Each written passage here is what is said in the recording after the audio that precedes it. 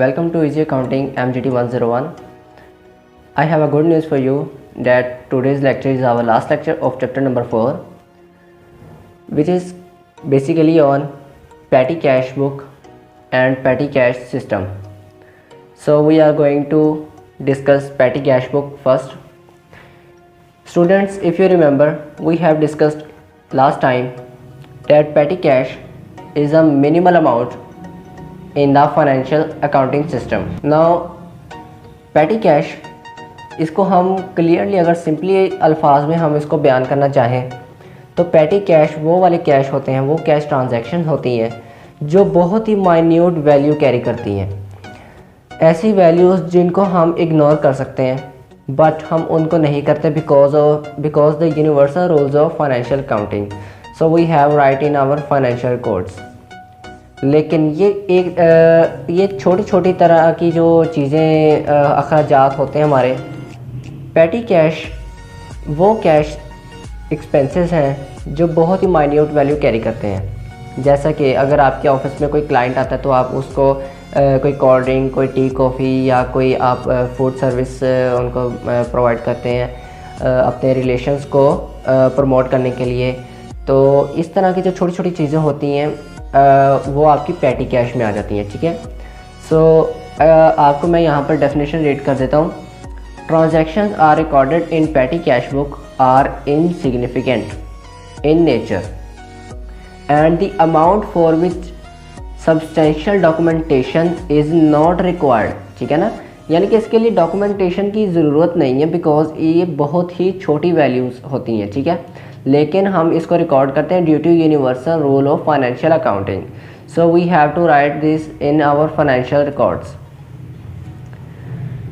For example, अब यहाँ पर आपको कुछ मेजर एग्जांपल्स दे रहे हैं। For example photocopy, postage, cleaning material, ठीक है ना।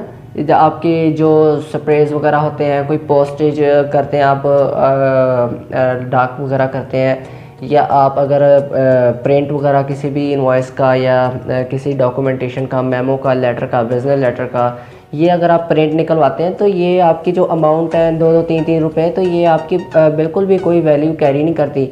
इस चीज़ को आप पेटी कैश कहते हैं, ठीक है दोस्तों। पेटी कैश को जो है ना मेंटेन करने के 2 मैकेनिज़्म हैं आपके बुक में जो मेंशन किए गए हैं। First of all you have given petty cash book, petty cash system, I am sorry, petty cash system. Secondly we have imprest system, कुछ इनको इम्प्रीस्ड भी कहते हैं लेकिन आप इम्प्रेस्ड कहें तो ज़्यादा बेहतर है, ठीक है। तो सबसे पहले हम पेटी कैश सिस्टम के बारे में बात करेंगे। दोस्तों पेटी कैश सिस्टम एक ऐसा सिस्टम है जिसमें आप रेगुलर इंटरवल पर कुछ अमाउंट का हिस्सा आप कैश अकाउंट से इस पेटी कैश में ट्रांसफ़र करते हैं, क्योंकि आपने ये तो प्री डिटरमाइंड है, ये तो आप कह लें कि एक बात जो फैक्ट है कि आपके अखराजात छोटे मोटे जो हैं वो होने ही होने हैं। तो आप बजाय इसके कि उस वक्त आप लोग इधर उधर से पैसे कैश मंगवाते फिरें या उस वक्त आप अकाउंटिंग में चेंजिंग करते फिरें, तो इससे जो है ना हलचल से बचने के लिए आप क्या करते हैं, ऑलरेडी एडवांस में कैश अकाउंट से कुछ अमाउंट जो है वो आप पेटी कैश में ट्रांसफ़र कर देते हैं ताकि आप एट अ टाइम वहीं से पेटी कैश अकाउंट से ही आप वो अमाउंट विड्रा करवाएं और उसको यूटिलाइज़ करें।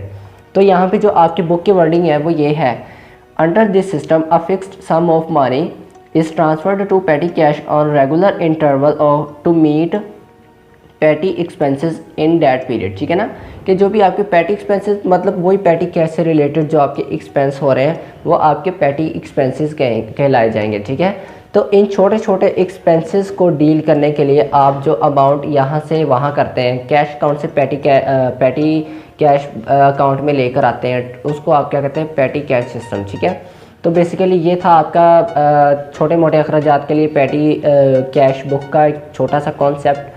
तो आज हम अपने चौथे चैप्टर को यहाँ पे क्लोज़ करेंगे। हमारा चौथा चैप्टर कंप्लीट हो चुका है। आई होप आपको इस मेरे प्रीवियस लेक्चर्स की अच्छी से समझ आई होगी।